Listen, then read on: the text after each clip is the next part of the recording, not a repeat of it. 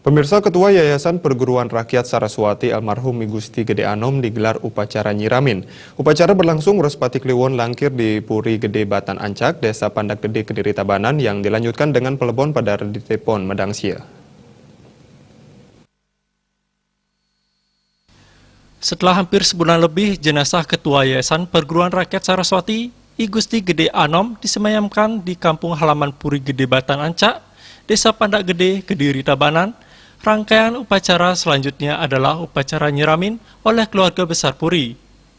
Selain keluarga, upacara nyiramin ini dihadiri prajuru desa, Perguruan Yayasan Perguruan Rakyat Saraswati, pengajar dan staf dari sekolah dan kampus Unmas di bawah naungan Perguruan Rakyat Saraswati, tokoh masyarakat dan Anglurah Puri Kerambitan.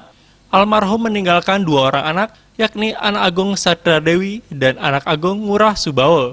Anak I Gusti Gede Anom menuturkan, semasa hidupnya almarhum tokoh pendidikan terkenal sederhana dalam kesehariannya. Banyak buah pikiran almarhum membawa kemajuan bagi Yayasan Perguruan Rakyat Saraswati hingga berkembang pesat sampai saat ini.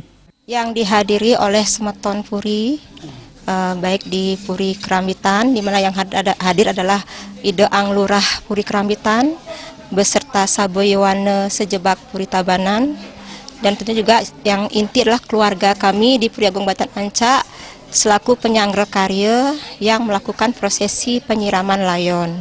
Adapun undangannya sendiri itu hadir dari seluruh jajaran Yayasan Saraswati Pusat beserta semua unit-unit yang ada di lingkungan Perguruan Rakyat Saraswati dan Pasar. Ajik kami adalah sosok yang sangat sederhana. Jadi beliau menerapkan bahwa hidup itu harus sederhana dan kita sebisa mungkin memberikan bantuan pada orang lain yang membutuhkan.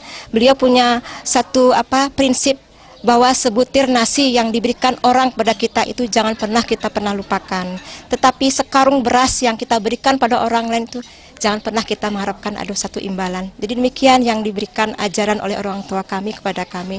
Hal ini kami akan coba teruskan, akan kami lanjutkan untuk anak-anak dan cucu-cucu kami. Demikian.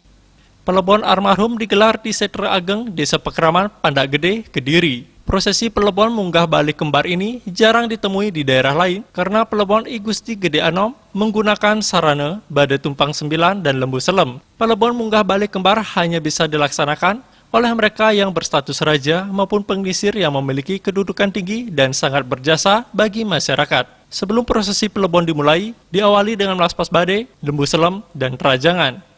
Pelebon ini dipuput oleh Ide Penanda Gria Ageng Pasekan Tabanan. Seusai pelaksanaan prosesi pelebon, dilaksanakan nganyut ke segara pada sore harinya.